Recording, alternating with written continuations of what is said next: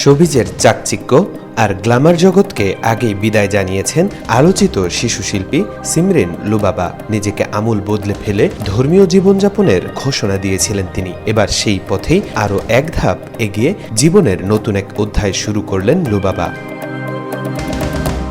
সাম্প্রতিক এক পোস্টকে কেন্দ্র করে সামাজিক যোগাযোগ মাধ্যমে তার বিয়ের গুঞ্জন জোরালো হলেও লুবাবা নিজেই বিষয়টি পরিষ্কার করেছেন। সব জল্পনার অবসান ঘটিয়ে লুবাবা জানান তার বিয়ে নয়, বরং পারিবারিকভাবে বাগদান সম্পন্ন হয়েছে। এর আগে সামাজিক যোগাযোগ মাধ্যমে এক পোস্টে লুবাবা লিখেছিলেন, আলহামদুলিল্লাহ, দুইটি আত্মা, এক কিবলা, দুনিয়া এবং আখিরাতের জন্য।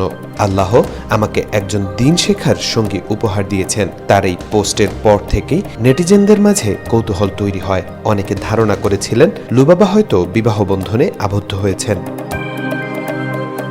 এদিকে চিত্রনায়িকা বর্ষাও তাকে অভিনন্দন জানিয়ে ফেসবুকে লিখেন, আলহামদুলিল্লাহ, আল্লাহ রব্বুল আলামিন তোমাদেরকে সুস্থতা দান করুন এবং বিবাহিত জীবন সুখের করুন, আমিন। অভিনন্দন মামা সিমরিন লুবাবা। খুব ইচ্ছা ছিল যাবার, কিন্তু সময় করতে পারিনি।